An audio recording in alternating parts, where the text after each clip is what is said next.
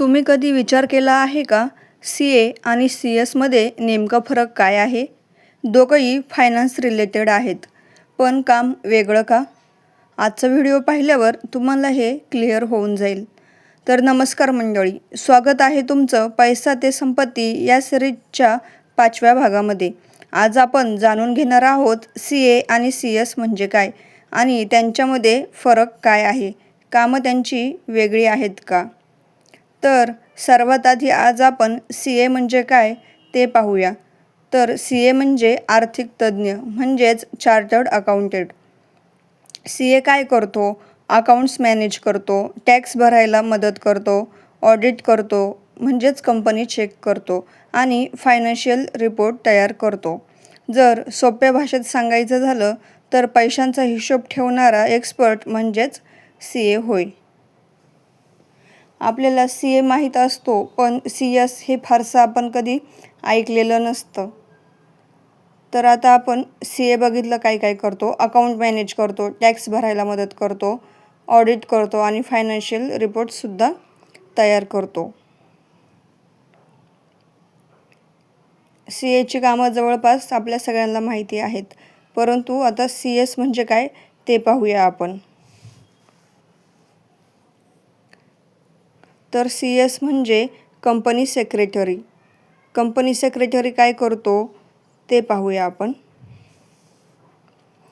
CS म्हणजेच कायद्याचा संरक्षक किंवा कायदेशीर संरक्षक, म्हणजे कंपनी जी काही कारभार करते ते आर्थिकदृष्ट्या तो कायदेशीररित्या आहे का याप्रमाणे. तर आता सी-एस काय काम करतो? कंपनीचे लीगल रूल्स बघतो, गव्हर्मेंट रूल्स फॉलो होतात का ते चेक करतो, कंपनी मीटिंग्स मॅनेज करतो आणि डॉक्युमेंट्स हँडल करतो.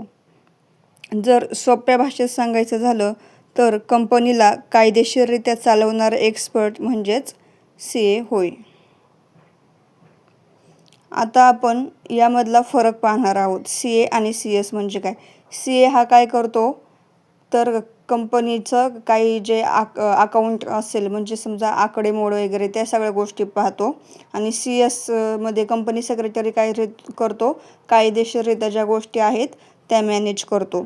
आता या दोघांमध्ये मुख्य फरक काय आहे? पैसा आणि नियम. म्हणजे सी-ए काय करतो? पैशाचे व्यवहार बघतो आणि सी-एस काय करतो?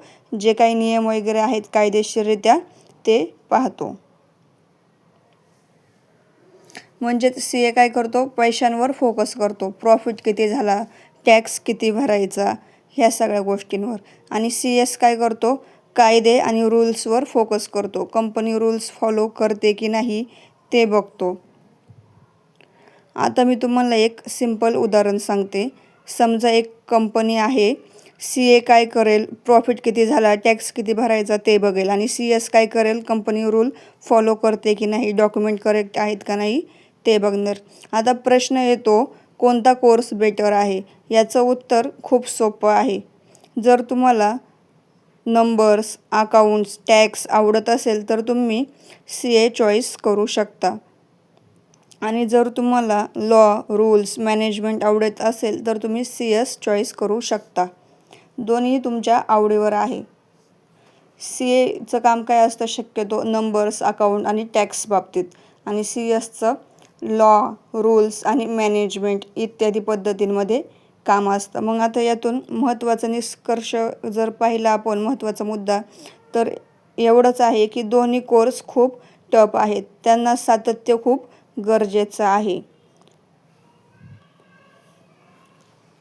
तुम्ही जर व्यवस्थित सातत्यपूर्ण अभ्यास केला तर ते कोर्स अगदी म्हणजे सहजपणे तुम्ही क्लिअर होऊ शकता, पण ते टफ आहेत एवढं लक्षात ठेवा.